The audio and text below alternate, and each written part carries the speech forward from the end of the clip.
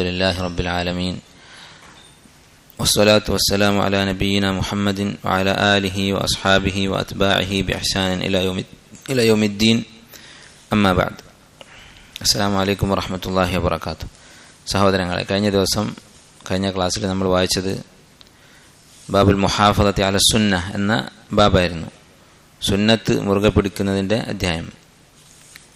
അതുപോലെ സുന്നത്തിൽ പഠിപ്പിച്ചിട്ടുള്ള ചില അദബുകളെക്കുറിച്ച് നമ്മൾ പറയുകയുണ്ടായി.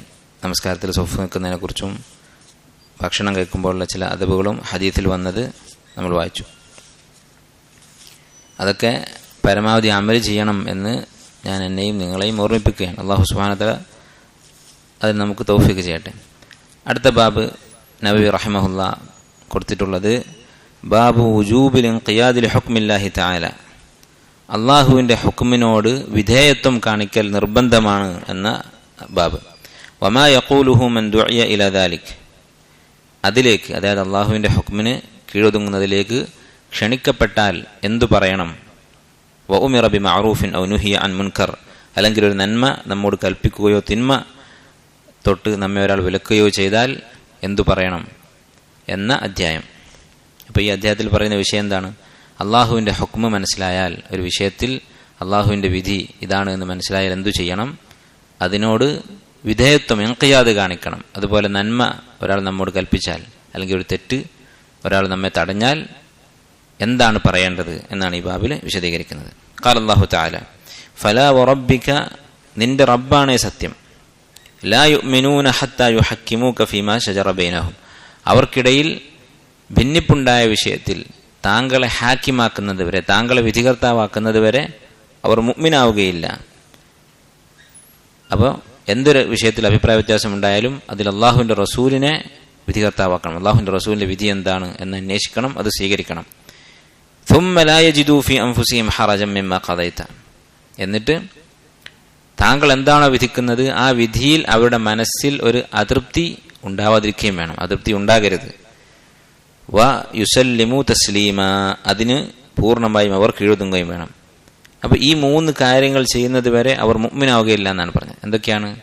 ഒന്നാമത്തേത് യുഹക്കിമൂക, താങ്കളെ വിധികർത്താവാക്കണം. നമ്മൾ തമ്മിൽ അഭിപ്രായ വ്യത്യാസം ഉണ്ടായി, ദീനിയായ വിഷയത്തിലോ ദുന്യവിയായ വിഷയത്തിലോ, അതിൻ്റെ വിധി ഖുർആനിലും സുന്നത്തിലും പറഞ്ഞിട്ടുണ്ടെങ്കിൽ ആ വിഷയത്തിൽ ഹക്കിമൂക, അള്ളാഹുവിൻ്റെ റസൂലായിരിക്കണം ഹാക്കിം. അത് ദീനിയായ ഇബാദത്ത്പരമായ കാര്യം തന്നെ ആയിരിക്കണം എന്നില്ല. നമ്മൾ തമ്മിൽ കച്ചവടത്തിൽ അഭിപ്രായ വ്യത്യാസമുണ്ടായി, ലാഭം വീതിക്കുന്നതിൻ്റെ വിഷയത്തിൽ, അല്ലെങ്കിൽ മറ്റെന്തെങ്കിലും ഒരു വിഷയത്തെക്കുറിച്ച് തർക്കമുണ്ടായാൽ അള്ളാഹുവിൻ്റെ ഹുക്മ് റസൂലിൻ്റെ ഹുക്മ് ആ വിഷയത്തിലുണ്ടോ, വിധി അവിടെ നിന്ന് തേടണം. രണ്ടാമത്തേത് തുമ്മ ലാ യജിദു ഫി അൻഫുസിഹിം ഹറജൻ മിമ്മാ ഖളൈത, ആ വിധിയോട് മനസ്സിൽ ഒരു പ്രതിഷേധം ഉണ്ടാകാൻ പാടില്ല. വയുസല്ലിമു തസ്ലീമ, അതിനു മുമ്പിൽ കീഴൊതുങ്ങണം. ഈ മൂന്ന് കാര്യങ്ങൾ ചെയ്യുന്നത് വരെ മുഅ്മിനാവുകയില്ല എന്നാണ് പറയുന്നത്. വഖാല അല്ലാഹു തആല, അല്ലാഹു തആല പറഞ്ഞിരിക്കുന്നു, ഇന്നമാ കാന ഖൗലൽ മുഅ്മിനീന, മുഅ്മിനീങ്ങളുടെ വാക്ക് എന്തുമാത്രമായിരിക്കും, ഇദാ ദുഉ ഇലല്ലാഹി വറസൂലിഹി ലിയഹ്കുമ ബൈനഹും, അവർക്കിടയിൽ വിധി കൽപ്പിക്കാൻ അല്ലാഹുവിലേക്കും റസൂലിലേക്കും അവരെ ക്ഷണിച്ചാൽ. നമുക്കിടയിൽ ഒരു തർക്കമുണ്ടായി, അത് തീർക്കാൻ നമുക്ക് അല്ലാഹുവിൻ്റെയും റസൂലിൻ്റെയും വിധി തേടാം എന്ന് നമ്മോടൊരാൾ പറഞ്ഞാൽ എന്തായിരിക്കും മുഅ്മിനീങ്ങളുടെ വാക്ക്? അൻ യഖൂലു സമിഅ്നാ വ അതഅ്നാ, ഞങ്ങൾ കേട്ടിരിക്കുന്നു, അനുസരിച്ചിരിക്കുന്നു, ഇത് മാത്രമായിരിക്കും ഒരു മുഅ്മിൻ പറയാം. വ ഉലൈക ഹുമുൽ മുഫ്ലിഹൂൻ, അവരാകുന്നു വിജയികൾ. അപ്പോൾ വളരെയധികം നമ്മുടെ ഇടയിലൊക്കെ കുറഞ്ഞു പോയിട്ടുള്ള ഒരു സ്വഭാവമാണിത്. ഒരു കാര്യത്തിൽ തർക്കമുണ്ടായാൽ, അത് കുടുംബ പ്രശ്നങ്ങളാണെങ്കിലും കച്ചവടത്തിലാണെങ്കിലും മറ്റു സാമ്പത്തിക ഇടപാടുകളിലാണെങ്കിലും ഏത് കാര്യത്തിലാണെങ്കിലും അള്ളാഹുവിലേക്കും റസൂലിലേക്കും നമുക്ക് മടക്കാം എന്ന് പറയുന്നത് വളരെ കുറവാണ്. വേറെ എന്തെങ്കിലും പരിഹാരമായിരിക്കും നമ്മൾ തേടുക. ആദ്യം നമ്മൾ ചെയ്യേണ്ടത് ആ വിഷയം കിതാബിൻ്റെയും സുന്നത്തിൻ്റെ അടിസ്ഥാനത്തിൽ, ഖുർആൻ്റെയും സുന്നത്തിൻ്റെ അടിസ്ഥാനത്തിൽ അതിൻ്റെ ഹുക്ം എന്താണ് എന്ന് അതറിയുന്ന അറിവുള്ള ഒരാളുടെ അടുത്ത് പോയി അന്വേഷിക്കുക. രണ്ട് കക്ഷികളും അവർക്ക് അറിവിൻ്റെ കാര്യത്തിൽ വിശ്വാസമുള്ള ഒരാളിലേക്ക് മടക്കുക. അതാണ് കിതാബിലേക്ക് സുന്നത്തിലേക്ക് മടക്കുക എന്ന് പറഞ്ഞു. പിന്നെ ആ വിധി യാതൊരു എതിർപ്പുമില്ലാതെ പ്രതിഷേധവുമില്ലാതെ അനുസരിക്കുക. ഇത് ഒരു സുന്നത്തായ കാര്യമൊന്നുമല്ല. വുജൂബുൽ ഇൻഖിയാദിൽ ഹുക്മില്ല എന്നാണ് ഈ ബാബിൻ്റെ തലക്കെട്ട്. നിർബന്ധമാണ്. നിർബന്ധം എന്ന് മാത്രമല്ല, ഇന്നമാ ഖൗലുൽ മുഅ്മിനീന, ഇന്നമാ കാന ഖൗലുൽ മുഅ്മിനീന, മുഅ്മിനാണെങ്കിൽ ഇതേ പറയുള്ളൂ, സമിഅ്നാ വ അത്വഅനാ എന്നേ പറയുകയുള്ളൂ. അപ്പോൾ മുഅ്മിനാകാനുള്ള ഷർത്താണ് നമ്മൾ ശുറൂത്തുൽ ലാ ഇലാഹ ഇല്ലല്ലാഹ് എന്ന് പറഞ്ഞിട്ട് പഠിക്കുന്നില്ലേ, അല്ലെങ്കിൽ ഖിയാദ്, അള്ളാഹുവിന്റെ റസൂലിന്റെ വിധിക്ക് മുന്നിൽ കീഴൊതുങ്ങുക, അത് ഈമാനിന്റെ ഷർത്താണ്, നിബന്ധനയാണ്. അൻ അബീ ഹുറൈറ റളിയല്ലാഹു അൻഹു ഖാല, അബൂ ഹുറൈറ റളിയല്ലാഹു അൻഹു പറഞ്ഞു, ലമ്മ നസലത് അലാ റസൂലില്ലാഹി സ്വല്ലല്ലാഹു അലൈഹി വസല്ലമ ലില്ലാഹി മാ ഫിസ് സമാവാതി വമാ ഫിൽ അർദ്.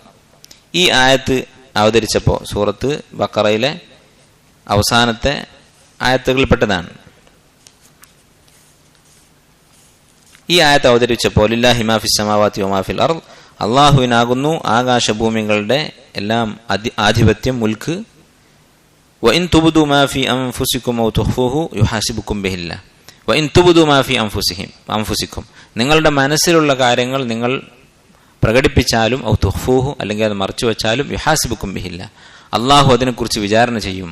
വിചാരണ ചെയ്യും എന്ന് പറഞ്ഞാൽ അതിന് പ്രതിഫലമുണ്ടാകും എന്നർത്ഥം. ഈ ആയത്തിറങ്ങിയപ്പോൾ ഇഷ്തദ്ദ ദാലിക അലാ അസ്ഹാബി റസൂലുള്ളാഹി സ്വല്ലല്ലാഹു അലൈഹി വസല്ലം, സ്വഹാബത്തിന് അത് വളരെ പ്രയാസകരമായി മാറി, പ്രയാസം തോന്നി. എന്താണ് ആയത്ത് പറയുന്നത്?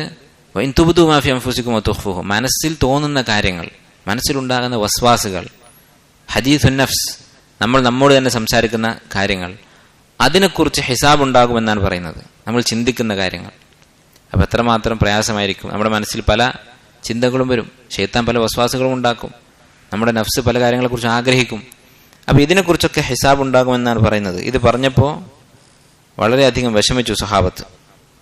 ചില ഹദീസുകളിൽ കാണാം, അവർ റസൂലുള്ളാഹി സ്വല്ലല്ലാഹു അലൈഹി വസല്ലമയോട് പറഞ്ഞതായിട്ട്, ഞങ്ങളുടെ അടുത്ത് വലിയ ചിന്തകൾ, വളരെ വിഷമം തോന്നുന്ന ചിന്തകളുണ്ടാകും.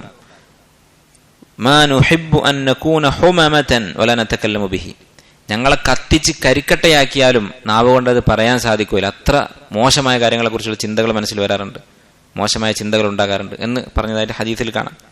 മുസ്ലിം ഉദ്ധരിച്ച ഹദീസാണ്. അപ്പം നബി സ്വല്ലല്ലാഹു അലൈഹി വസല്ലം പറഞ്ഞു, ദാക സരീഹുൽ ഈമാൻ, അതാണ് ഈമാൻ എന്നാണ് നബി സ്വല്ലല്ലാഹു അലൈഹി വസല്ലം പറഞ്ഞത്. അപ്പം മനസ്സിൽ ചില കാര്യങ്ങൾ, ചില വസ്വാസുകൾ ഉണ്ടാകാറുണ്ട്. അത് പറയുന്നതിനേക്കാൾ, എന്താണ് ആ വിഷയമെന്ന് പറയുന്നതിനേക്കാൾ ഇഷ്ടം ഞങ്ങളെ കരിച്ചു കളയുന്നതാണ്, അത്ര മോശമായ ചിന്തകൾ എന്ന് പറഞ്ഞു. ശൈത്താൻ ഉണ്ടാക്കുന്നതാണ്. സഹാബത്ത് മനുഷ്യരാണ്. അപ്പം നബി സ്വല്ലല്ലാഹു അലൈഹി വസല്ലം പറഞ്ഞത് ദാക സരീഹുൽ ഈമാൻ, അതാണ് ശരിയായ ഈമാൻ എന്നാണ്. എന്താണ് പറയാൻ കാരണം? ആ കരിച്ചു കളഞ്ഞാലും ഇത് പറയൂല എന്ന് തോന്നിയല്ലോ, അതിനോട് അത്രയും വെറുപ്പ് തോന്നിയല്ലോ. മനസ്സിൽ ചിന്തയുണ്ടായി, പക്ഷെ ആ ചിന്തയോട് അത്രയും വെറുപ്പ് തോന്നുന്നുണ്ട്. അത് ഈമാനുള്ളത് കൊണ്ടാണ്. മാത്രവുമല്ല, മറ്റൊരു കാരണം എന്താണ്? ഈമാനുള്ള ഒരാളുടെ മനസ്സിലെ ഇങ്ങനെയുള്ള വസ്വാസുകൾ ശൈത്താൻ ഉണ്ടാക്കുകയുള്ളൂ, ഇങ്ങനെയുള്ള ചിന്തകൾ ഉണ്ടാക്കുകയുള്ളൂ. മറ്റ് ചില റിവായത്തിൽ കാണാം, യഹൂദികളെ കുറിച്ച് വന്നിട്ട് പറയുന്നത്, യഹൂദികൾക്ക് നമസ്കാരത്തിൽ അശ്രദ്ധ ഉണ്ടാകാറില്ല, അവരുടെ ഇബാദത്തുകളിൽ, പ്രാർത്ഥനയിലൊക്കെ വളരെ ഏകാഗ്രത കിട്ടാറുണ്ട് എന്ന് വന്ന് പറഞ്ഞപ്പോൾ മറുപടി പറഞ്ഞത് എന്താണ്? അത് തകർന്നു കിടക്കുന്ന ഒരു മനസ്സ് നശിപ്പിക്കാൻ പിന്നെ പിശാച് ശ്രമിക്കുകയില്ല. കാരണം അവിടെ നമസ്കാരം തന്നെ ബാത്തിലാണ്, അവരുടെ ഇബാദത്തുകളൊക്കെ ബാത്തിലാണ്. അപ്പോൾ മുസ്ലിമായ ഒരു മനുഷ്യന്റെ മനസ്സിൽ, അവന്റെ ഇബാദത്തിലായാലും അല്ലാത്ത സമയത്തായാലും മനസ്സിൽ ശൈത്താൻ വസ്വാസുകൾ ഉണ്ടാക്കാൻ ശ്രമിച്ചുകൊണ്ടിരിക്കും. അപ്പോൾ ഇതിന്റെ പേരിലൊക്കെ ഹിസാബ് ഉണ്ടാകും എന്ന ആയത്ത് ഇറങ്ങിയപ്പോൾ സഹാബത്ത് വളരെ വിഷമിച്ചു. അവരെന്ത് ചെയ്തു? നബി സല്ലല്ലാഹു അലൈഹി വസല്ലം അടുക്കൽ വന്നു. ഫഅതൂ റസൂലുള്ളാഹി സ്വല്ലല്ലാഹു അലൈഹി വസല്ലം സുമ്മ ബറകൂ അലർ റുകബ്, എന്നിട്ട് അവര് മുട്ടുകുത്തിയിരുന്നു. മുട്ടുകുത്തിയിരിക്കുക എന്ന് പറഞ്ഞാൽ മുട്ടുകുത്തിയിട്ട് നമ്മൾ ഇങ്ങനെ നിൽക്കുന്ന രൂപം, നിലത്ത് ഇരിക്കാതെ മുട്ടുകുത്തിയിട്ട് ഇങ്ങനെ നിൽക്കാൻ ശ്രമിച്ചാൽ എങ്ങനെ ഉണ്ടാവും? അതാണ് ബുറൂക്ക് എന്ന് പറയാം. അപ്പം അങ്ങനെ വന്നിട്ട് സഹാബത്തിന് നബി സല്ലല്ലാഹു അലൈഹി വസല്ലം മുമ്പിൽ നിന്നു. അത് വളരെ പേടിയോടുകൂടി, ഇരുന്നിട്ട് നിലത്ത് ഇരിപ്പുറക്കാത്ത അവസ്ഥയാണ്. അങ്ങനെ നിന്നിട്ട് അവർ പറഞ്ഞു, ഐ റസൂലല്ലാഹ് കുല്ലിഫ്നാ മിനൽ അഅ്മാലി മാ നുതീഖ്. അവർ പറഞ്ഞു, അല്ലാഹുവിന്റെ റസൂലേ, ഞങ്ങൾക്ക് കഴിയുന്ന കുറേ അമലുകൾ ഞങ്ങൾക്ക് അല്ലാഹു തആല ശറഅാക്കി, നിയമമാക്കി. മുസ്ലിം ആയതിനു ശേഷം വഹി ഇറങ്ങിക്കൊണ്ടിരിക്കുകയാണ്, ഓരോ ദിവസവും ആയത്തുകൾ ഇറങ്ങിക്കൊണ്ടിരിക്കുകയാണ്. അങ്ങനെ അള്ളാഹു കൽപ്പിക്കുന്ന അമലുകളൊക്കെ ഞങ്ങൾ ചെയ്തു. ഞങ്ങൾക്ക് ചെയ്യാൻ കഴിയുന്ന കാര്യങ്ങളായിരുന്നു. എന്തൊക്കെയാണ് കാര്യങ്ങൾ?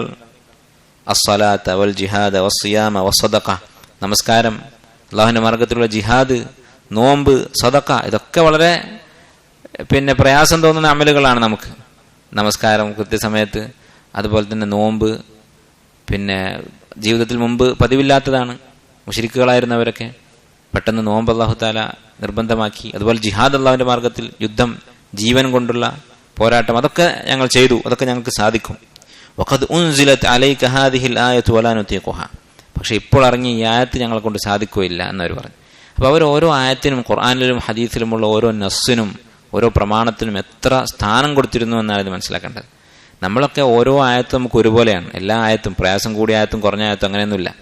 സ്വഹാബത്തിന്റെ കൗലുകൾ കാണാം. ഇന്ന ആയത്ത് അതാണ് ഏറ്റവും പ്രതീക്ഷയുള്ള ആയത്ത്, ഇന്ന ആയത്താണ് ഏറ്റവും വിഷമമുള്ള ആയത്ത്, ഇന്ന ആയത്താണ് ഏറ്റവും പേടിപ്പിക്കുന്ന ആയത്ത് എന്നൊക്കെ പറഞ്ഞതായിട്ട് അസറുകൾ കാണും. കാരണം അവർ ഖുർആനെ അത്രയും അടുത്തറിഞ്ഞിരുന്നു, അത്രയും പ്രാധാന്യം കൊടുത്തിരുന്നു. നമുക്ക് എല്ലാ ആയത്തും ഒരുപോലെയാണ്.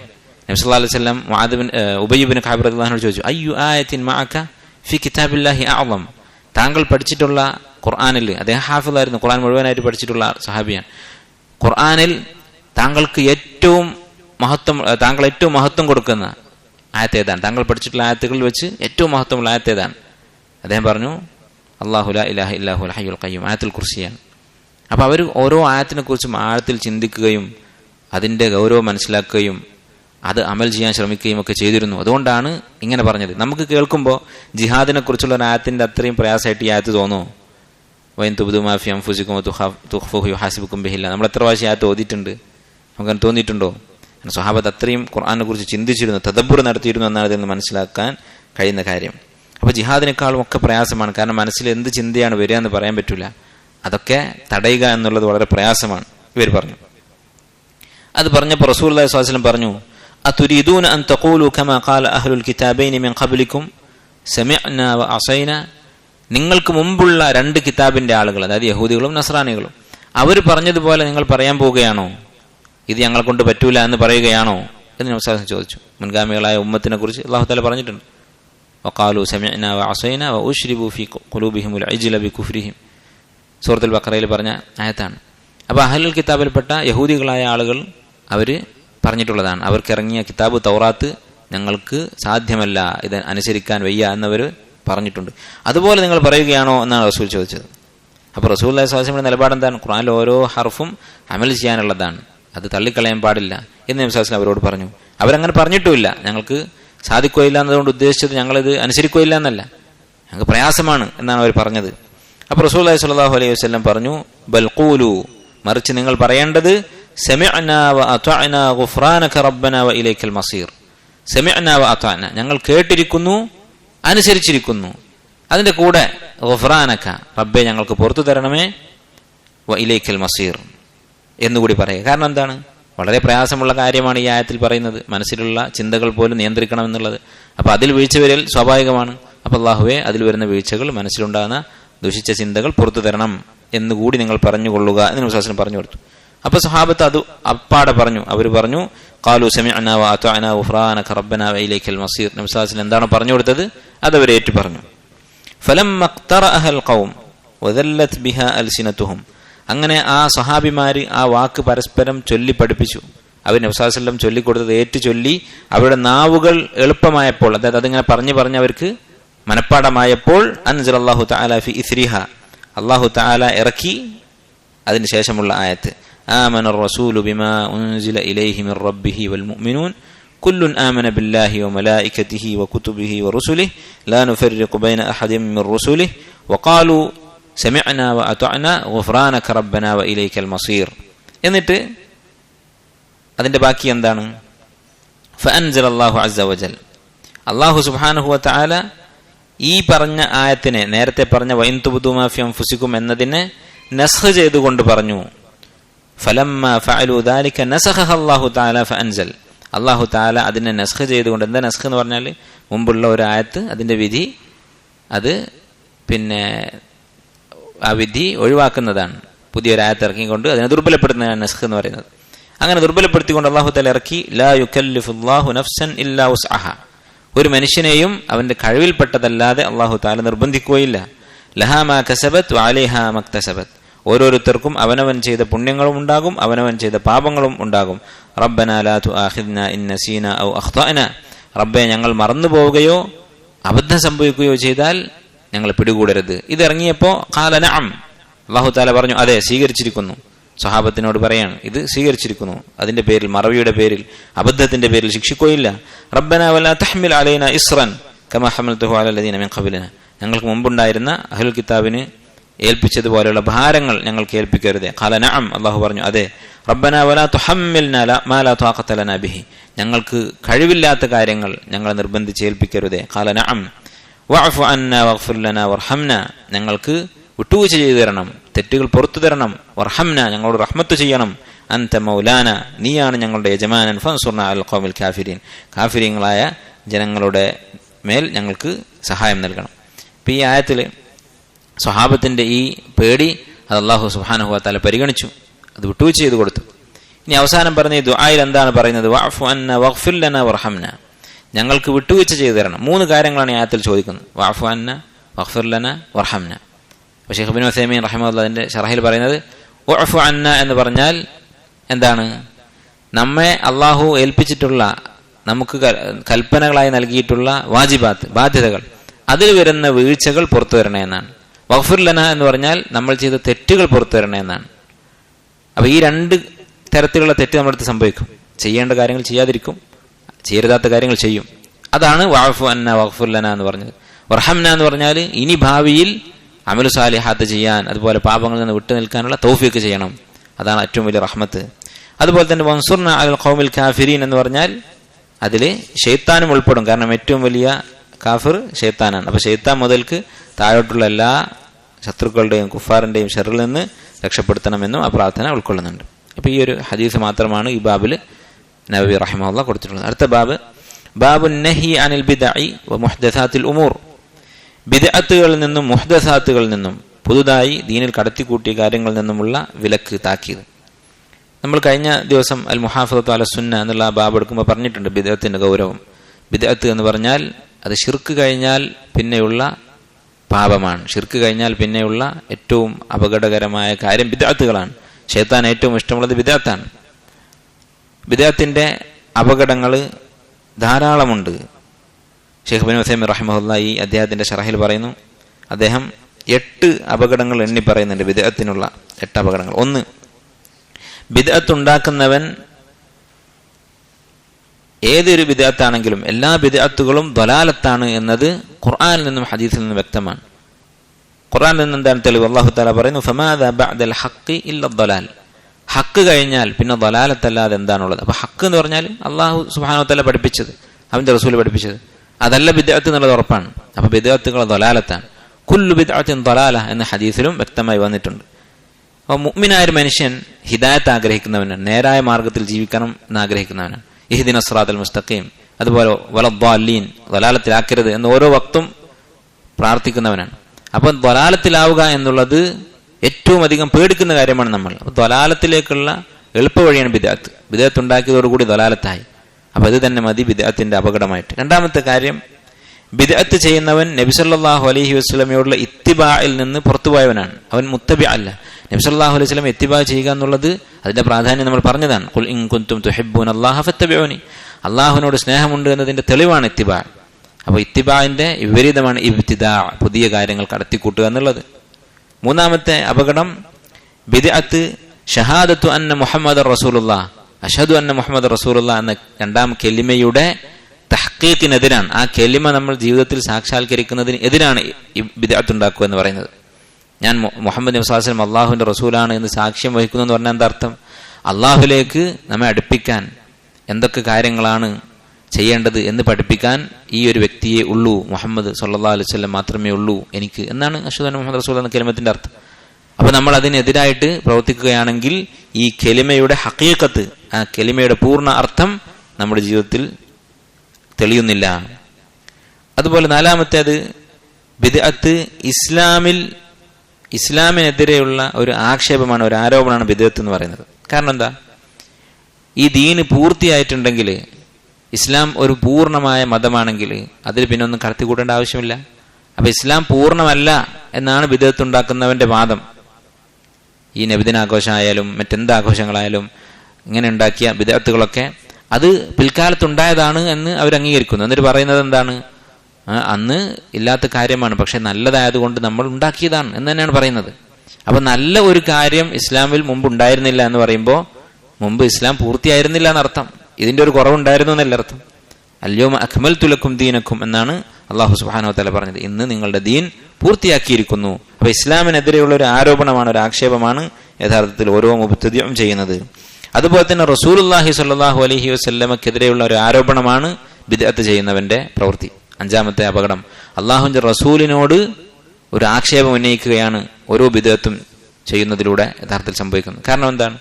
ഈ ബിദഅത്ത് ചെയ്യുന്ന ആള് ഇപ്പോൾ റസൂൽ പഠിപ്പിക്കാത്ത ഒരു നമസ്കാരം, പ്രത്യേക നമസ്കാരം, അല്ലെങ്കിൽ ഒരു സ്വലാത്ത്, നാരിയ സ്വലാത്ത്, അത് ചൊല്ലിയാൽ സ്വർഗം ഉറപ്പാണ് എന്ന് പറഞ്ഞുകൊണ്ട്, അല്ലെങ്കിൽ സ്വലാത്തുൽ ഫാത്തിഹ് എന്ന് പറഞ്ഞുകൊണ്ട് തീജാനി ത്വരീഖത്തുകാർ ചൊല്ലുന്ന സ്വലാത്ത്, അതിന് ഖുർആനേക്കാൾ ഫضലുണ്ടെന്നാണ് അവർ പറയുന്നത്, സ്വലാത്തുൽ ഫാത്തിഹിന്. ഇങ്ങനെ വിശ്വസിക്കുന്ന ഒരാള് അയാളുടെ വിശ്വാസപ്രകാരം ഒന്നുകിൽ മുഹമ്മദ് നബി സല്ലല്ലാഹു അലൈഹി വസല്ലമക്ക് ഇത് അറിയില്ലായിരുന്നു, അല്ലെ ഇപ്പം നബിദിനം ഒരു ഉദാഹരണം എടുക്കാം, ഈ ഒരു ആഘോഷം നല്ലതാണ് എന്ന കാര്യം മുഹമ്മദ് നബി സല്ലല്ലാഹു അലൈഹി വസല്ലമക്ക് അറിയില്ല എന്നാണ് ഇവർ വിശ്വസിക്കുന്നത്. അങ്ങനെ വിശ്വസിച്ചാൽ എന്തായി? നല്ല ഒരു കാര്യം, ഇബാദത്തായ ഒരു കാര്യം റസൂലിനെ അറിയില്ല എന്ന് വിശ്വസിച്ചാൽ എന്തായി? അത് റസൂലിനെതിരുള്ള ഒരു ആരോപണമാണ്. അല്ലെങ്കിൽ എന്താണ് പിന്നെ ഒരു ഓപ്ഷൻ ഉള്ളത്? റസൂലിനെ അറിയാമായിരുന്നു, പക്ഷെ അത് മറച്ചു വെച്ചു. മറച്ചു വെക്കുക എന്നുള്ളത് നുബുവത്തിന്റെ അമാനത്തിനെതിരാണ്, വിശ്വാസികളുടെ ദൗത്യം നിർവഹിച്ചിട്ടില്ല എന്നതിന്റെ അർത്ഥം. രണ്ടായാലും അത് റസൂലിനെതിരെയുള്ള ആരോപണമാണ്. മൂന്നാമത്തെ ഒരു അവസരം അവർക്കില്ല. അപ്പോൾ റസൂലുള്ളാഹി സ്വല്ലല്ലാഹു അലൈഹി വസല്ലമക്കെതിരെ ഒരു ആരോപണം പറയുന്നതിന് തുല്യമാണ് ദീനിൽ ബിദ്അത്തുകൾ ചെയ്യുക എന്നുള്ളത്. ആറാമത്തെ അപകടം, ഇസ്ലാമിക സമൂഹത്തെ, മുസ്ലിം ഉമ്മത്തിനെ ഭിന്നിപ്പിക്കുന്ന കാര്യമാണ് ബിദ്അത്ത് എന്ന് പറയുന്നത്. കാരണം ബിദ്അത്ത് തുടങ്ങാൻ ഓരോരുത്തർക്കും അവനവന്റെ ബുദ്ധി ഉപയോഗിച്ച് നല്ലത് എന്ന് തോന്നുന്ന കാര്യങ്ങളൊക്കെ ഇസ്ലാമിൽ കടത്തിക്കൂട്ടാൻ അനുവാദം കൊടുത്താൽ എന്തായിരിക്കും അവസ്ഥ? എനിക്ക് നല്ലതായി തോന്നുന്നത് നിങ്ങൾക്ക് ചീത്തയായിട്ട് തോന്നും, നിങ്ങളുടെ വക വേറൊരു കാര്യം കടത്തിക്കൂട്ടും. ഇങ്ങനെ ഓരോരുത്തർക്കും ഓരോ മതങ്ങളായിരിക്കും. അങ്ങനെ അല്ലാഹു തആല പറഞ്ഞതുപോലെ വകുല്ലു ഹിസ്ബിൻ ബിമാ ലദൈഹിം ഫരിഹൂൻ, ഓരോരുത്തരും അവനവൻ കടത്തിക്കൂട്ടിയ ബിദ്അത്തിൽ സന്തോഷിച്ച് ആഘോഷിച്ച് മറ്റുള്ളവരെ കുറ്റം പറഞ്ഞ് അങ്ങനെ മുന്നോട്ട് പോകും. അങ്ങനെ ഉമ്മത്ത് കക്ഷികളായി മാറും.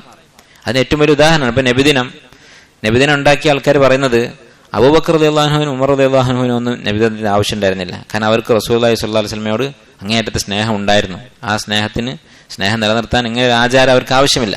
പക്ഷെ നമ്മളൊക്കെ പാവങ്ങൾ, നമുക്ക് ഈമാൻ കുറവാണ്, അല്ലാഹുവിന്റെ റസൂലിനെ നമ്മൾ ഓർക്കൂല, സ്വലാത്ത് നമ്മൾ ചൊല്ലൂല. അവരൊക്കെ എല്ലാ ദിവസവും സ്വലാത്ത് ചെല്ലുന്നവരാണ്, അവർക്ക് ഇങ്ങനെ ഒരു ദിവസത്തിന്റെ ആവശ്യമൊന്നുമില്ല. അതുകൊണ്ട് നമ്മളെപ്പോലത്തെ മിസ്കീന്മാർക്ക് ഇത് ആവശ്യമാണ് എന്ന് പറഞ്ഞിട്ടാണ് ന്യായീകരിച്ചിരുന്നത്. പക്ഷെ പിന്നെ എന്ത് ചെയ്യുന്നവര്? അവർ തന്നെ പറയും നബിദിനം ആഘോഷിക്കാത്തവർ നബിയെ സ്നേഹിക്കാത്തവരാണ് എന്നും പറയും, അല്ലേ?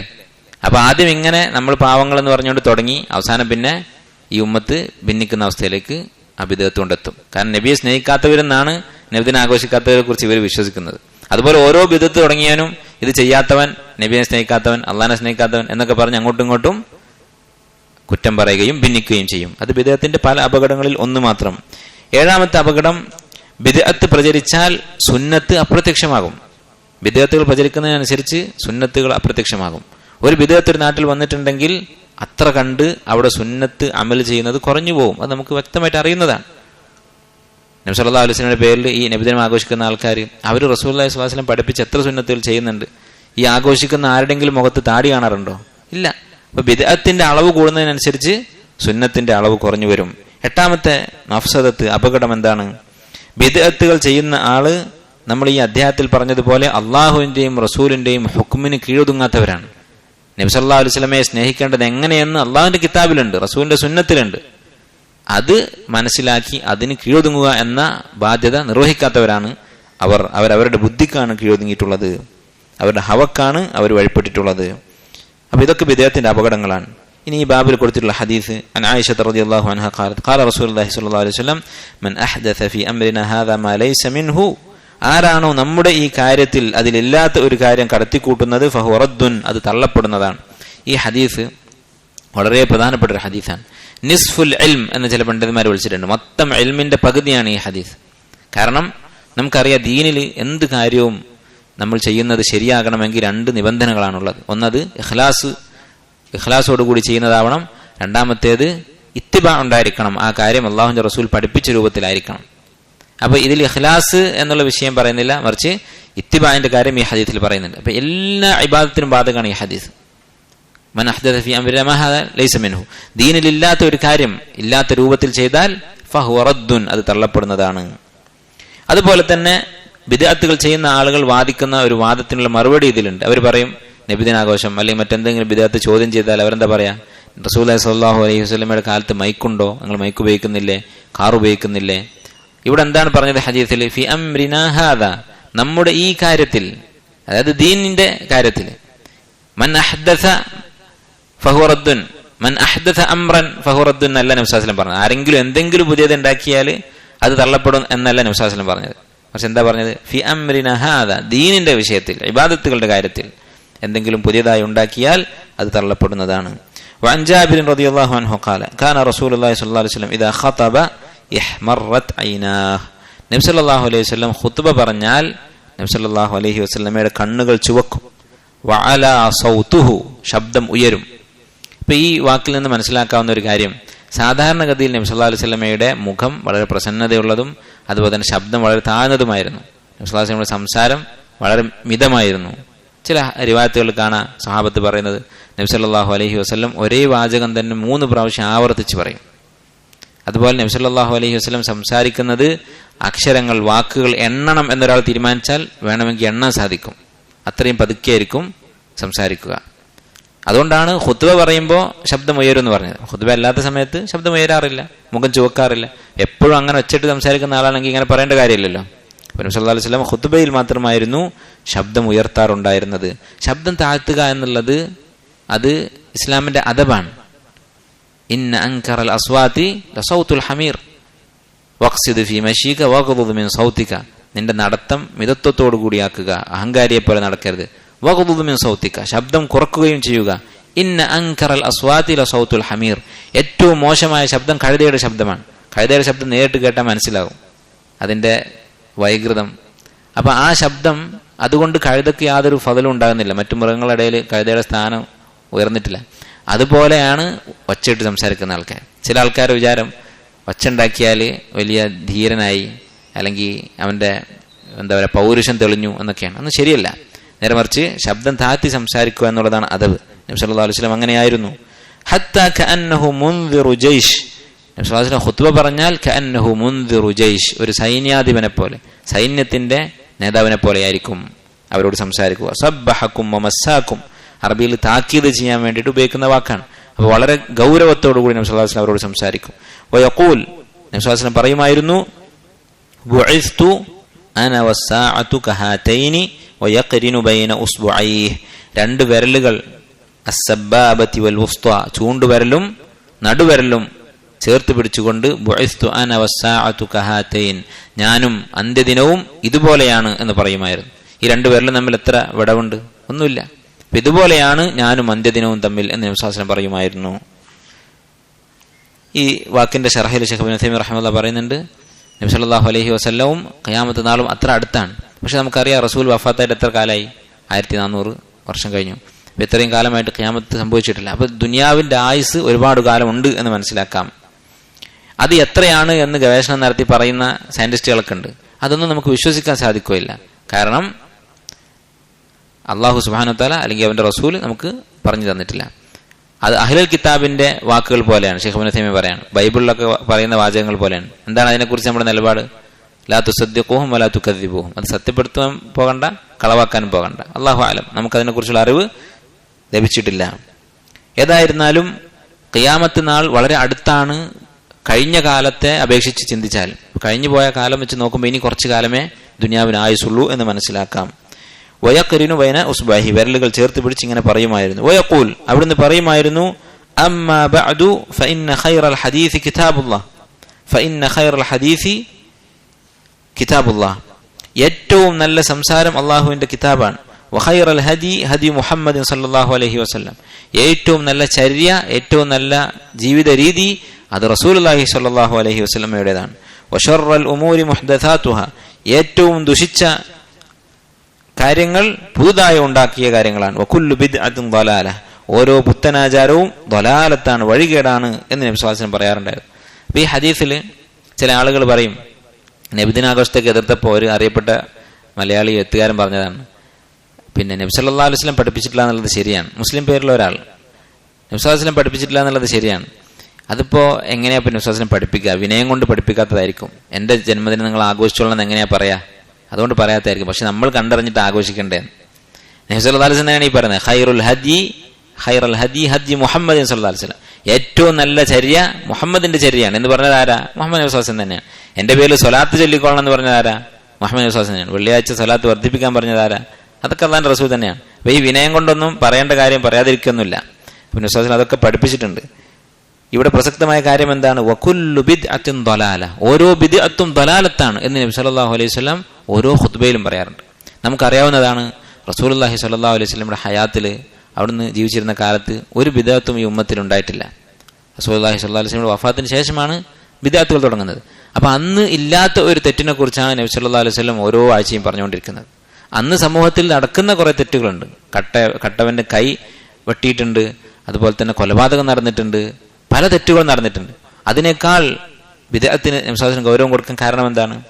ബിദ്അത്ത് എന്ന് പറയുന്നത് നമ്മൾ മുമ്പ് പറഞ്ഞിട്ടുണ്ട്, അതിൽ കുഫറിന്റെ ഒരു അംശമുണ്ട്.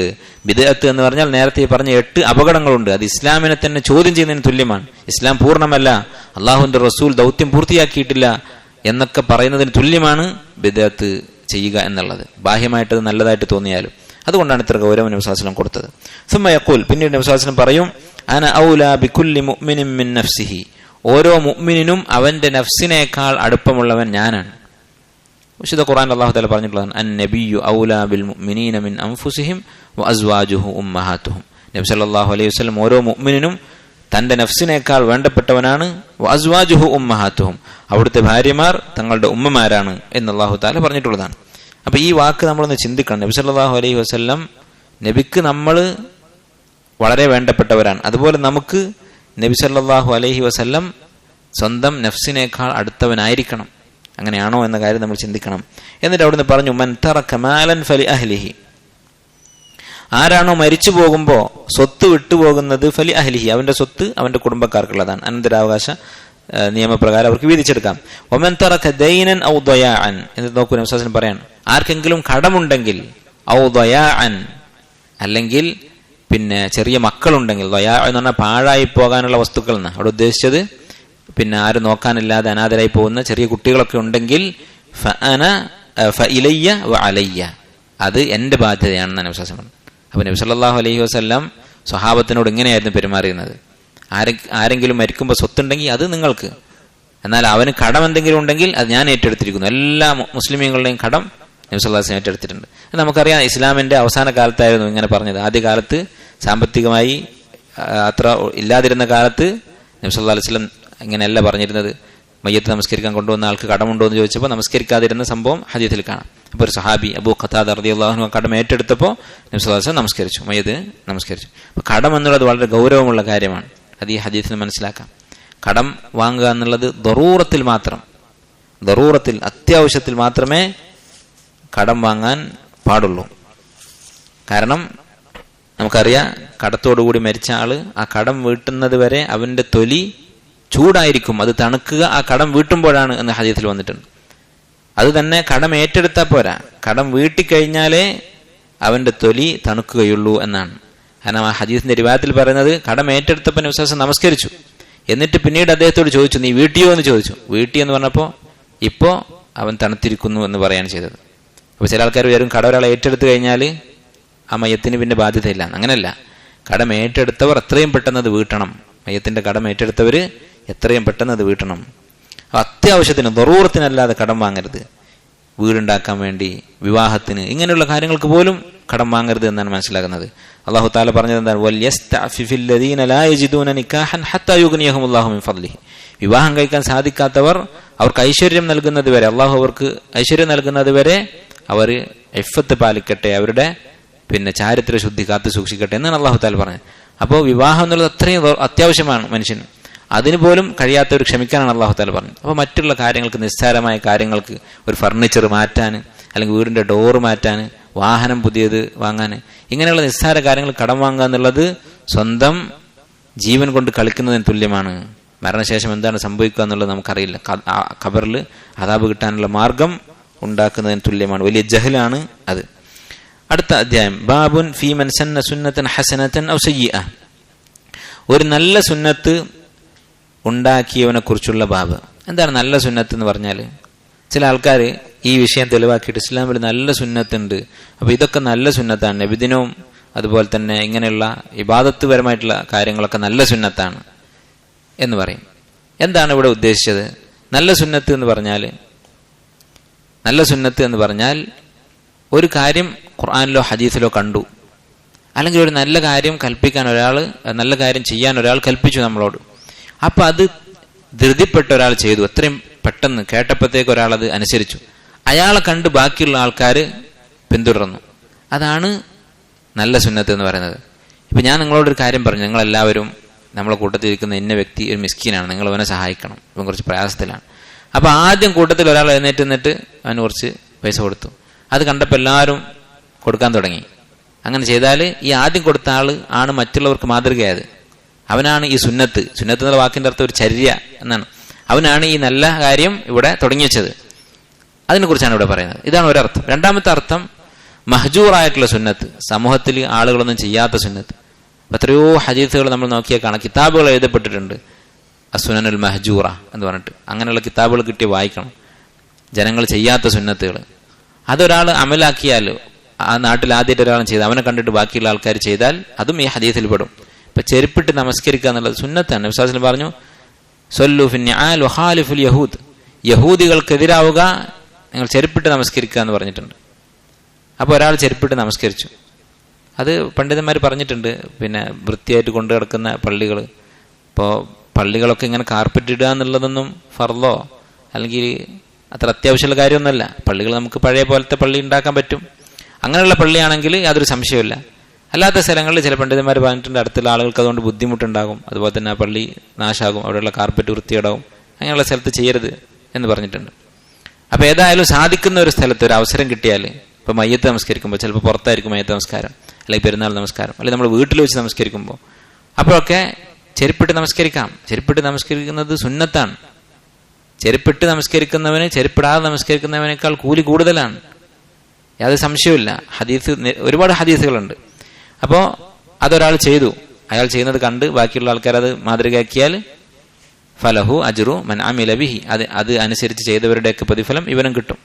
അതുപോലെ നിരവധി സുന്നത്തുകൾ ഹദീസുകൾ നമ്മൾ നോക്കിയാൽ നമുക്ക് കാണാൻ സാധിക്കും. റസൂലുള്ളാഹി സ്വല്ലല്ലാഹു അലൈഹി വസല്ലം ചെയ്തിരുന്ന പല കാര്യങ്ങളും മറന്നുപോയിട്ടുള്ള കുറേ കാര്യങ്ങളുണ്ട്. അപ്പോൾ ഈ രണ്ട് കാര്യങ്ങളാണ് സുന്നത്തുൽ ഹസന എന്ന് പറയുന്നത്. ഒന്നെന്താണ്, ഒരു നല്ല കാര്യം ഖുർആനിലും ഹദീസിലും പറയുന്ന ഒരു സ്വാലിഹായ അമൽ, അതൊരാൾ ചെയ്ത് കാണിച്ചു കൊടുത്തു, അപ്പോൾ ബാക്കിയുള്ള ആൾക്കാർക്ക് അവനെ പിന്തുടർന്നു.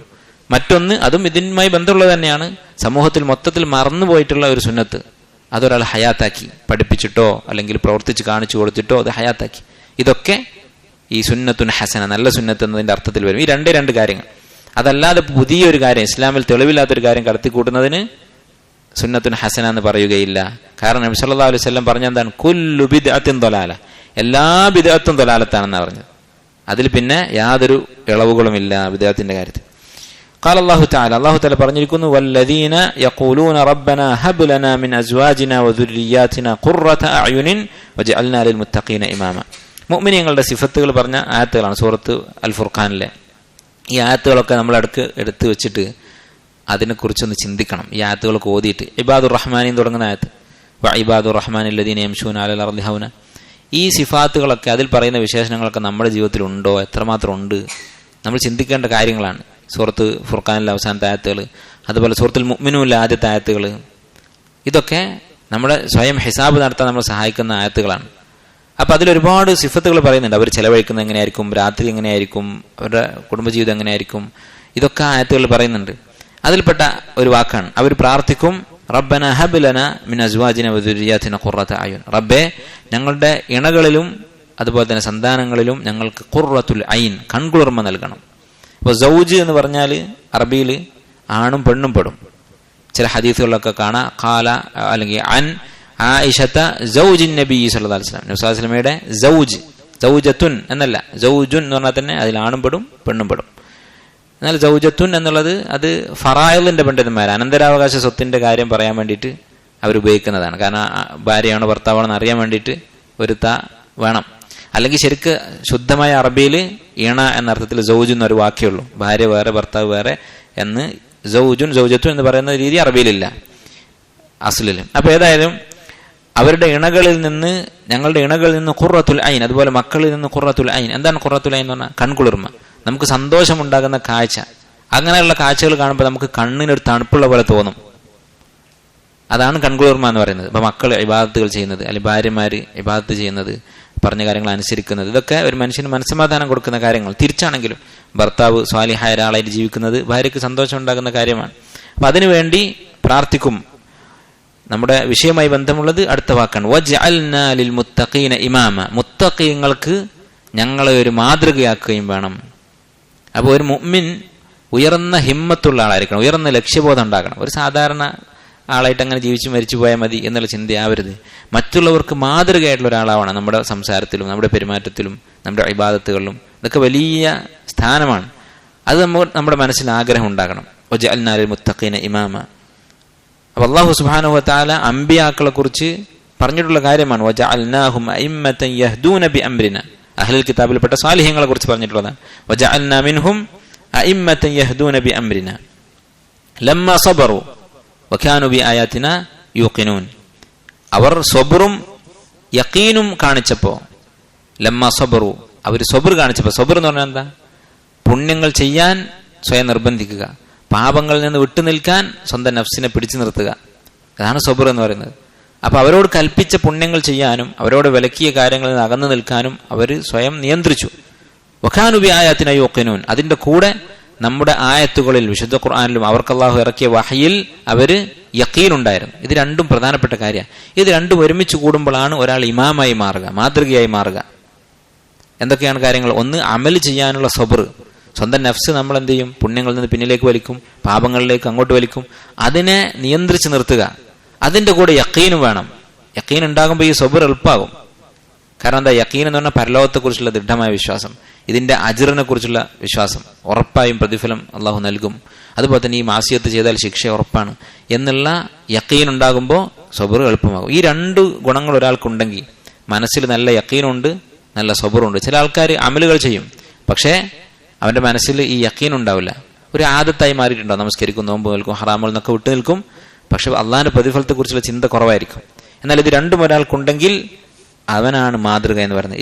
ഇബ്നു തൈമിയ്യ റഹിമഹുല്ലാ ഈ ആയത്തിൽ നിന്ന് എടുത്ത ഒരു മനോഹരമായ വാക്കുണ്ട്. അദ്ദേഹം ഈ ആയത്തിൽ നിന്ന് മനസ്സിലാക്കിയ ഒരു കാര്യം അദ്ദേഹം പറഞ്ഞിട്ടുണ്ട്. ബിസ്സബ്രി വൽ യഖീൻ തുനാലുൽ ഇമാമത്തു ഫിദ്ദീൻ. ഇത് കൊത്തിവെക്കേണ്ട ഒരു വാക്കാണ്. ബിസ്സബ്രി വൽ യഖീൻ തുനാലുൽ ഇമാമത്തു ഫിദ്ദീൻ. സബർ കൊണ്ടും യഖീൻ കൊണ്ടുമാണ് ദീനിൽ ഇമാമത്ത് നേടാൻ സാധിക്കുക.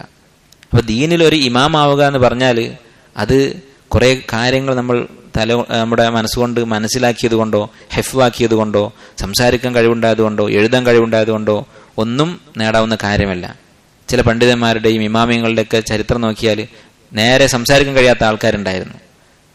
ശരിക്കും സംസാരിക്കാൻ കഴിയാത്ത ആൾക്കാർ, അവരുടെ വായിൽ കൊണ്ടുപോയി ചെവി വെച്ചാൽ മാത്രം സംസാരം കേൾക്കുന്ന ആളുകൾ ഉണ്ടായിട്ടുണ്ട്. അതുപോലെ തന്നെ പിന്നെ സംസാരിച്ചാൽ ധാരാളം വ്യാകരണ പിശകുകൾ, ഗ്രാമർ മിസ്റ്റേക്കുകൾ വരുന്ന പണ്ഡിതന്മാരുണ്ടായിട്ടുണ്ട്. അതുപോലെ എഴുതാൻ കഴിവില്ലാത്ത ആൾക്കാരുണ്ടായിട്ടുണ്ട്. കൈയും കാലൊക്കെ തളർന്നു പോയവരുണ്ടായിട്ടുണ്ട്. പക്ഷെ എന്തുകൊണ്ടാണ് അവർ ഇമാമിയങ്ങളായി മാറിയത്? നമുക്ക് മൂസ അലൈഹി ഇസ്ലാമിന്റെ ചരിത്രം അറിയാവുന്നതാണ്. മൂസാ നബി അലൈഹി ഇസ്ലാം പറഞ്ഞത്, ഹാറൂൻ അലൈഹി ഇസ്ലാമിനെ എന്റെ കൂടെ പറഞ്ഞേക്കണം, ഹുവ അഫ്സഹു മിന്നി ലിസാനൻ, അദ്ദേഹമാണ് എന്നെക്കാളും ഫസീഹായി സംസാരിക്കാൻ കഴിവുള്ളത്. പക്ഷെ മൂസ അലൈഹി ഇസ്ലാം റസൂലാണ്, ഹാറൂൻ അലൈഹി ഇസ്ലാം നബിയാണ്. ദർജ കൂടുതൽ മൂസ അലൈഹി ഇസ്ലാമിനാണ്.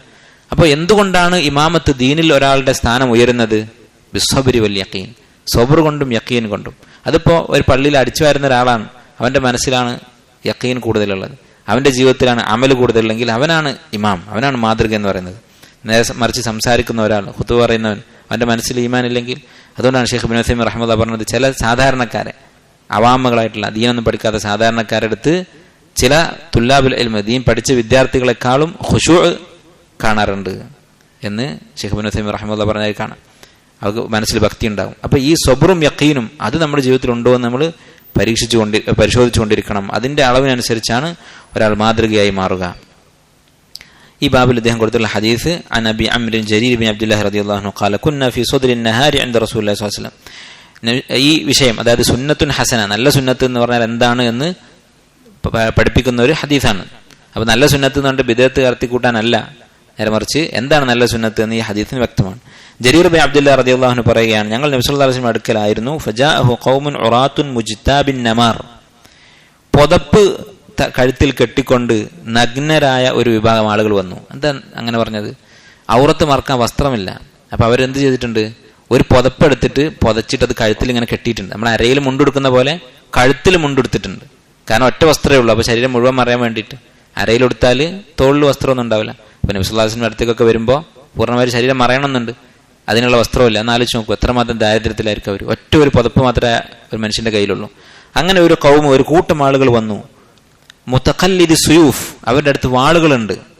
ഇപ്പോൾ ഷർഹയിൽ ഷെയ്ഖ് ഇബ്നു ഉസൈമീൻ പറയുന്നത് വാളുകളുണ്ടെന്ന് പറഞ്ഞാൽ അവർ ജിഹാദ് ചെയ്യാൻ തയ്യാറായിട്ടാണ് വന്നിരിക്കുന്നത്. ബൈഅത്ത് ചെയ്ത് റസൂലുള്ളാഹി സ്വല്ലല്ലാഹു അലൈഹി വസല്ലമയുടെ സീറയിൽ നമ്മൾ കണ്ടതാണ്, ധാരാളം ജിഹാദ് യുദ്ധങ്ങൾ നടന്നിരുന്നു. അപ്പൊ അതിൽ പങ്കെടുക്കാൻ വേണ്ടി വാളും കൊണ്ടാണ് വന്നിട്ടുള്ളത്. അവരുടെ അവസ്ഥ ഇതാണ്, ഇത്ര ദാരിദ്ര്യത്തിലാണ്. അപ്പൊ ഇത്രയും ദാരിദ്ര്യം ഉണ്ടായിട്ടും അള്ളാന്റെ മാർഗത്തിൽ ജിഹാദ് ചെയ്യാൻ തയ്യാറായിട്ടാണ് അവർ വന്നിട്ടുള്ളത്. നമ്മളൊക്കെ എന്തെങ്കിലും ചെറിയൊരു കാര്യം, ജിഹാദല്ല, ചെറിയ ചെറിയ കാര്യങ്ങൾ പറയുമ്പോൾ നമുക്ക് 100 തടസ്സങ്ങളായിരിക്കും. പക്ഷെ ഇവര് ഇത്രയും ദാരിദ്ര്യത്തിലും ഈ അവസ്ഥയിലാണ്. ആമ്മത്തുഹും മിൻ മുദർ, അവരധികവും മുദർ ഗോത്രക്കാരാണ്. മുദർ എന്ന് പറഞ്ഞാല് മക്കയിലെ വലിയൊരു കബീലയാണ് മുദർ എന്ന് പറയുന്നത്. ഇസ്മായിൽ അലൈഹി ഇസ്ലാമിന്റെ പരമ്പരയിൽപ്പെട്ട വലിയ പ്രശസ്തരായ കുടുംബമാണ്. ഇസ്ലാം സ്വീകരിച്ചത് കൊണ്ട് ദാരിദ്ര്യം പിടികൂടിയതായിരിക്കാം, അവരുടെ സമൂഹത്തിൽ നിന്ന് ഒറ്റപ്പെട്ടതായിരിക്കാം. ബൽകുല്ലുഹും മിൻ മുദർ, അവരെല്ലാവരും മുദർ ഗോത്രക്കാരാണ്. അപ്പൊ ഇവരുടെ ഈ അവസ്ഥ കണ്ടപ്പോൾ, ഇത്രയും എന്താ പറയാ ഷെരീഫായിട്ടുള്ള വളരെ ഉയർന്ന കുടുംബത്തിൽ ജനിച്ചിട്ടുള്ള ആളുകൾ അവരിങ്ങനെ ദരിദ്രരായി വസ്ത്രം പോലും ഇല്ലാതെ വാളും പിടിച്ച് വന്ന് നിൽക്കുന്നത് കണ്ടപ്പോൾ ഫതമഅറ വജ്ഹു റസൂലുള്ളാഹി സ്വല്ലല്ലാഹു അലൈഹി വസല്ലം ലിമാ റഅ ബിഹിം മിനൽ ഫാഖ, അവരുടെ ദാരിദ്ര്യം കണ്ട് നബി സല്ലല്ലാഹു അലൈഹി വസല്ലമയുടെ മുഖം വിവർണമായി. ഈ വാക്കും വളരെ പ്രധാനപ്പെട്ട ഒരു വാക്കാണ്. ഒരു മുഅ്മിനായ ഒരു മനുഷ്യന്റെ ഒരു പ്രയാസം കാണുമ്പോൾ നമ്മുടെ മനസ്സിൽ അതിന്റെ ഒരു പ്രതിഫലനം ഉണ്ടാകണം. അത് കാണുമ്പോൾ നമുക്കൊരു പ്രയാസം തോന്നണം. നമുക്ക് ആളുകളൊക്കെ ഇങ്ങനെ കഷ്ടപ്പെടുന്നത് കണ്ടാലും അങ്ങനെയുള്ള വാർത്തകളൊക്കെ നമ്മളിങ്ങനെ ഷെയർ ചെയ്യും, എന്നിട്ട് നോക്കി ചിരിക്കും. അതൊക്കെ വലിയ മോശമാണ്. പണ്ഡിതന്മാർ പറഞ്ഞിട്ടുള്ളത് മുസ്ലിമീങ്ങൾ ഇങ്ങനെ കഷ്ടപ്പെടുന്നതിന്റെ വാർത്തകളും ചിത്രങ്ങളൊന്നും പ്രചരിപ്പിക്കാൻ തന്നെ പാടില്ല, എന്തെങ്കിലും ആവശ്യമില്ലെങ്കിൽ. ഇപ്പോൾ അവിടെ അടി കൊണ്ടൊരാൾ മരിച്ചു, അതിന്റെ വീഡിയോ അങ്ങനെ അയക്കും, അതിങ്ങനെ നോക്കിയിട്ട് യാതൊരു കുസലില്ലാതെ കണ്ടുകൊണ്ടിരിക്കും. അതൊന്നും ഒരു മുഅ്മിന്റെ സ്വഭാവമല്ല. മറിച്ച് ഒരു പ്രയാസം നമ്മുടെ ഒരു സഹോദരന് കാണുമ്പോൾ നമ്മുടെ മനസ്സിലും മുഖത്തും ഒക്കെ അതിന്റെ പ്രതിഫലനം ഉണ്ടാകണം, വിഷമം ഉണ്ടാകണം. നബി സല്ലല്ലാഹു അലൈഹി വസല്ലം വിഷമിച്ച് മുഖം നിറം മാറി. ഫദഖല സുമ്മ ഖറജ, എന്നിട്ട് നബി സല്ലല്ലാഹു അലൈഹി വസല്ലം വീട്ടിൽ കയറിപ്പോയി, പിന്നെ പുറത്തേക്ക് വന്നു. ഫഅമറ ബിലാലൻ ഫഅദ്ദന വഅഖാം, ബിലാൽ റളിയല്ലാഹു അൻഹുവിനോട് ബാങ്ക് കൊടുക്കാൻ പറഞ്ഞു, എന്നിട്ട് ഇഖാമത്ത് കൊടുക്കാൻ പറഞ്ഞു. ഫസല്ല, എന്നിട്ട് നമസ്കരിച്ചു. സുമ്മ ഖതബ, എന്നിട്ട് നബി സല്ലല്ലാഹു അലൈഹി വസല്ലം പ്രസംഗിച്ചു. അപ്പോൾ ഫർദ് നമസ്കാരം ജമാഅത്ത് നമസ്കരിച്ചു. അത് കഴിഞ്ഞിട്ട് നബി സല്ലല്ലാഹു അലൈഹി വസല്ലം അവരോട് പ്രസംഗിച്ചു, സഹാബത്തിനോട്. ഫഖാല, ആ പ്രസംഗത്തിൽ നബി സല്ലല്ലാഹു അലൈഹി വസല്ലം 2 ആയത്തുകൾ ഓതി. യാ അയ്യുഹന്നാസു തഖൂ റബ്ബക്കും അല്ലദീ ഖലഖക്കും മിൻ നഫ്സിൻ വാഹിദ എന്നുള്ള സൂറത്ത് നിസായിലെ ആദ്യത്തെ ആയത്ത്, അതുപോലെ സൂറത്ത് ഹശ്റിലെ അവസാനത്തെ യാ അയ്യുഹല്ലദീന ആമനു ഇത്തഖുല്ലാഹ വൽതൻദുർ നഫ്സും മാ ഖദ്ദമത് ലിഗദിൻ എന്നുള്ള ആയത്തുകളൊക്കെ ഓതി. അപ്പോൾ നബി സല്ലല്ലാഹു അലൈഹി വസല്ലം നമ്മുടെ സുന്നത്താണ് ഉപദേശിക്കുമ്പോൾ ഖുർആൻ കൊണ്ട് ഉപദേശിക്കുക എന്നുള്ളത്.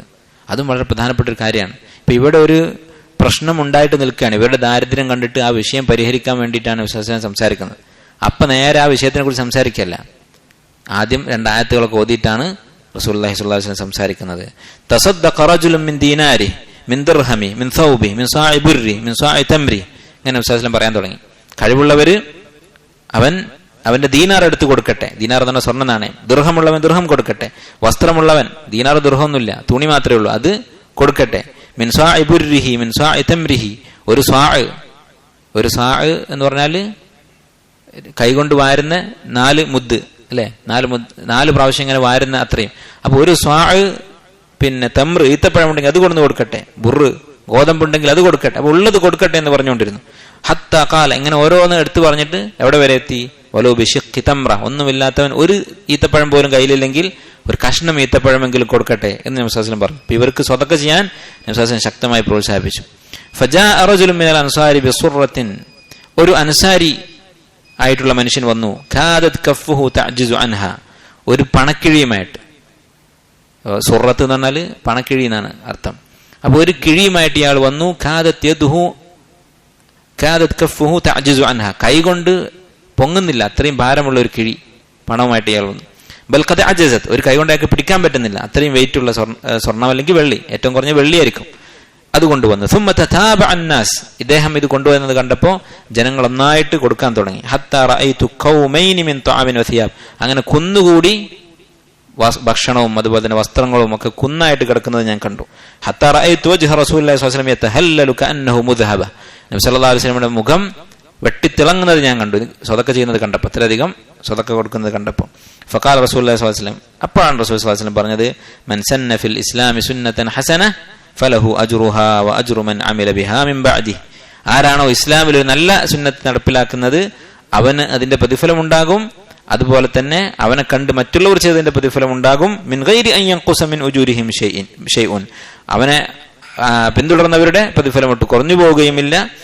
വമൻ സന്ന ഫിൽ ഇസ്ലാമി സുന്നതൻ സയ്യിഅ, അതുപോലെ തന്നെ നേരെ തിരിച്ച് ആരാണോ ഒരു ചീത്ത നടപടി ചെയ്ത് കാണിക്കുന്നത് കാന അലൈഹി വിസ്റുഹ, അവൻ അതിന്റെ കുറ്റമുണ്ടാകും. വവിസ്റു മൻ അമില ബിഹാ മിൻ ബഅദിഹി മിൻ ഗൈരി അൻ യൻഖുസ മിൻ ഔസാരിഹിം ഷൈഉൻ, അവനെ പിന്തുടർന്നവരുടെ ഒക്കെ പാപത്തിൽ അവനും പങ്കാളിത്തം ഉണ്ടാകും. ചില ആൾക്കാർ ഓരോ തോന്നിയാസൊക്കെ പഠിപ്പിച്ചു കൊടുക്കും കുട്ടികൾക്കൊക്കെ. അവർക്ക് അവന് ആ തെറ്റും ആ കുട്ടിയുടെ തെറ്റും അവൻ പിന്നെ ആർക്കൊക്കെ പഠിപ്പിച്ചു കൊടുക്കുന്നുണ്ടോ ഈ തെറ്റുകളും എല്ലാം കിട്ടിക്കൊണ്ടിരിക്കും. അപ്പൊ ഇതാണ് നല്ല സുന്നത്ത് എന്ന് പറഞ്ഞാൽ. നല്ല സുന്നത്ത് കൊണ്ട് ഉദ്ദേശിക്കുന്നത് ഇതാണ്, ഒരു സൽക്കർമ്മം ചെയ്യാൻ വേണ്ടി ധൃതിപ്പെട്ട് മുന്നോട്ട് വരിക. ഇപ്പോൾ ഞാനൊരു ഉദാഹരണം പറയാം. നമുക്ക് ചെയ്യാവുന്ന ഒരു കാര്യം, നമ്മളിപ്പോൾ ക്ലാസ്സൊക്കെ കഴിഞ്ഞിട്ട് ചിലപ്പോൾ നമുക്ക് സമയം ഉണ്ടാവും, ബാങ്ക് കൊടുക്കാൻ സമയം ബാക്കി ഉണ്ടാവും, അല്ലെങ്കിൽ പിന്നെ എന്തെങ്കിലും ഒരു സാഹചര്യത്തിൽ നമ്മൾ പള്ളിയിൽ കൂടി കുറച്ച് സമയം ബാക്കി കിട്ടി നമുക്ക്. ആ സമയത്ത് ഒരാളിരുന്ന് നമ്മൾ സാധാരണ കാണാറുണ്ട്, എന്താ ചെയ്യുക, മിക്കവാറും ആൾക്കാരൊക്കെ ഇരുന്ന് സംസാരിക്കായിരിക്കും കൂട്ടം കൂടിയിട്ട്. ശരിക്ക് വലിയ നഷ്ടമാണ്. നമ്മൾ ഈ പറയുന്ന കാര്യങ്ങൾ, ഞാനായിരുന്നാലും കേൾക്കുന്ന നിങ്ങളായിരുന്നാലും, അത് അമൽ ചെയ്യാൻ നമുക്ക് ഏറ്റവും കൂടുതൽ തോന്നുക അവിടെ ഇരിക്കുമ്പോഴാണ്. അപ്പം തന്നെ നമ്മൾ ചെയ്യുന്നില്ലെങ്കിൽ, നമ്മൾ പറയുന്ന ഒരു പ്രധാനപ്പെട്ട കാര്യമാണ് സമയം ഇബാദത്തിന് വേണ്ടി ഉപയോഗിക്കുക, ഖുർആൻ ഓതുക, ദിക്ർ ചൊല്ലുക, അതൊന്നും നമ്മൾ അപ്പം തന്നെ ചെയ്യുന്നില്ലെങ്കിൽ പിന്നെ നമ്മൾ ഒരിക്കലും അത് ചെയ്യില്ല. അപ്പോൾ ആ ഒരു സമയം ആ പള്ളിയിൽ 4 ഭാഗത്തിരുന്ന് ഖുർആൻ ഓതിയാൽ, ഒരാൾ ഓതാൻ തുടങ്ങി, അപ്പോൾ ഇത് കണ്ടിട്ട് ബാക്കി ആൾക്കാർ ഓതിയാൽ മൻസന്ന ഫിൽ ഇസ്ലാമി സുന്നത്തൻ ഹസന, നല്ലൊരു കാര്യമാണ് ചെയ്തത്, അത് ബാക്കിയുള്ള ആളുകൾ ചെയ്തതിൻ്റെ ഒക്കെ പ്രതിഫലം ഉണ്ടാവും. നേരെ മറിച്ച് ഒരാൾ സംസാരിക്കാൻ ഒരു സ്ഥലത്തിരുന്ന് തുടങ്ങി, അപ്പുറത്ത് കുറേ ഗ്രൂപ്പുകളായി, അത് നഷ്ടം, ആ അവസരം അവൻ നഷ്ടപ്പെട്ടു എന്ന് പറയാം. അതിൽ തെറ്റായ സംസാരമാണെങ്കിൽ അതിൻ്റെ കുറ്റം വേറെ ഉണ്ടാവും. അപ്പോൾ നമുക്ക് ഞാനിത് പറയണമെന്ന് വിചാരിച്ചതാണ്, പലപ്പോഴും നമ്മളൊക്കെ ചെയ്തിട്ടുള്ളതാണ്. സമയം കിട്ടുമ്പോൾ ആ സമയം നല്ലതിന് ഉപയോഗിക്കാതെ വെറുതെ കളയാറുണ്ട്. അതുകൊണ്ട് വലിയ നഷ്ടമാണ്. ചില പണ്ഡിതന്മാരെ കുറിച്ച് കാണാം അവരുടെ ചരിത്രത്തിൽ, അവർ പറയായിരുന്നു അതിൽ അവർ ശിഷ്യന്മാരോട്, അവരുടെ ദർസുകൾ കഴിഞ്ഞാൽ നിങ്ങൾ മടങ്ങുമ്പോൾ കൂട്ടമായിട്ട് പോകരുത്, ഓരോരുത്തരായിട്ട് പോകണം. കാരണം കൂട്ടമായിട്ട് പോയാൽ എന്തെങ്കിലും സംസാരിച്ച് ആ മജ്ലിസിന്റെ ഗുണം അതോടുകൂടി നഷ്ടപ്പെട്ടു പോയിട്ടുണ്ടാവും. നിങ്ങൾ ഒറ്റക്കൊറ്റയ്ക്ക് പിരിഞ്ഞു പോകണമെന്ന് പറയാറുണ്ടായിരുന്നു. അത്ര നമ്മൾ ചെയ്തിട്ടില്ലെങ്കിലും നമ്മൾ പരമാവധി നമ്മളെ സമയം ഖൈറിന് ഉപയോഗിക്കുക, ഖുർആൻ ഓതാനും ദിക്റിനും ഒക്കെ ഉപയോഗിക്കുക. അല്ലാഹു തആല തൗഫീഖ് ചെയ്യട്ടെ. വല്ലാഹു അലം വസല്ലല്ലാഹു വസല്ലം അലാ നബീന മുഹമ്മദ് വഅലാ ആലിഹി വഅസ്ഹാബിഹി അജ്മഈൻ. വൽഹംദുലില്ലാഹി റബ്ബിൽ ആലമീൻ.